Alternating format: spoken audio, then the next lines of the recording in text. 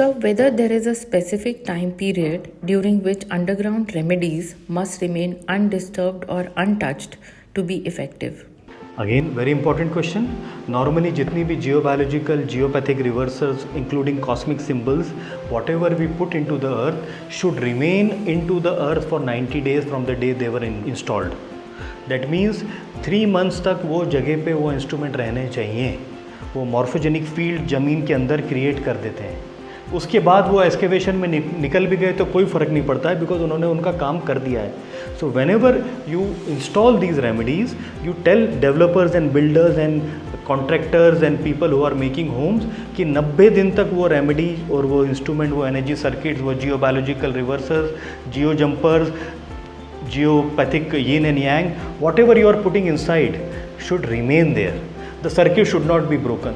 So installation of these remedies should happen before a person is starting the construction, before he is putting his documents to the corporation, or before he is doing designing of the project, because it normally takes 90 days to initiate the construction and to excavate. So this care has to be taken.